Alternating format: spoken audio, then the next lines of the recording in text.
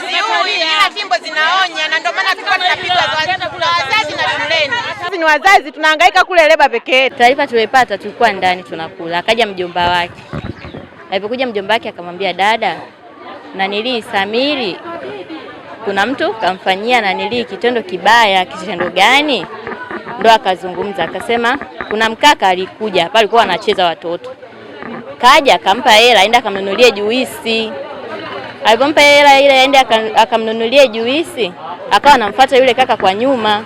Mtoto yuko mbele, yule mkaka yupo kwa nyuma. Sasa watoto wenzio walipokuwa wanacheza akasema mbona anamfuata kwa nyuma, twendeni tumfuate. Mjomba wake akatoka kwenda kumfuata kule.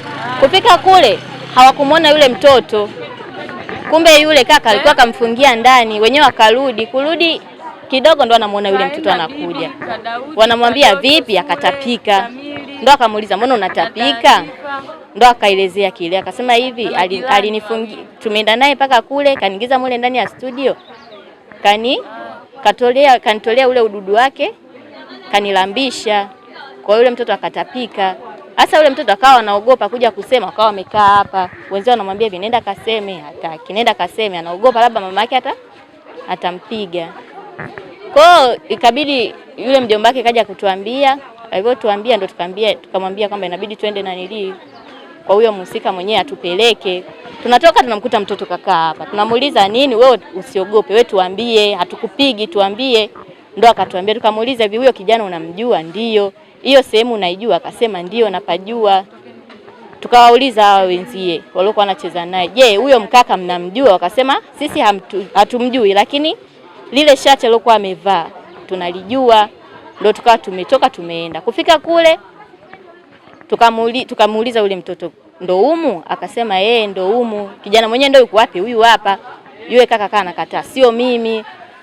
Mbona mtoto anasema ndio wewe? Kama hivi na kuna watoto wengine wamefanya nini? Wamekuona, itakuwa ndio wewe. Akawa anakataa. Kakaita katoto kadogo kaingia, akakauliza hivi wewe, mimi sijatoka, mimi si nilikuwepo hapa. Kuna mdada mwingine alikuwa jirani akamwambia mimi si niko hapa.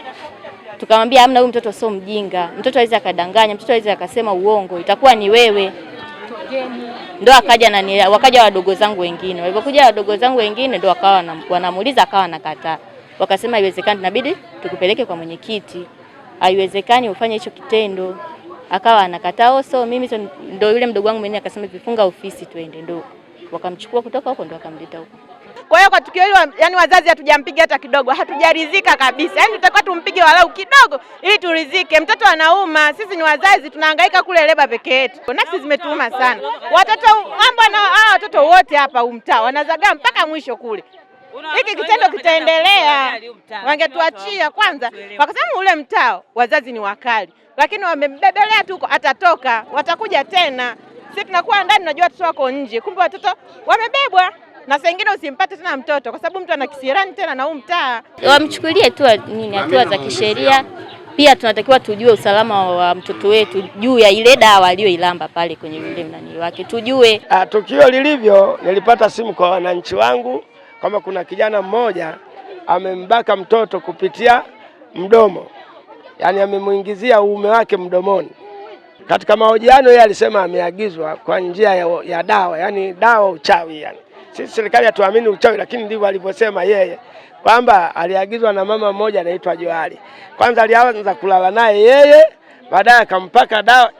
Watoto wenyewe baada ya kumpaka dawa akasema katafute mtoto wa kiume umuingizie uume wako mdomoni, alafu mimi kule mambo yangu yaendelee. Mimi nasema hii tabia jamani sio nzuri, na kama kuna kijana yeyote anafanya tabia hiyo mimi naomba aache mara moja, kwani ni tabia mbaya, ni kubaka, na kubaka kifungo chake ni miaka 30.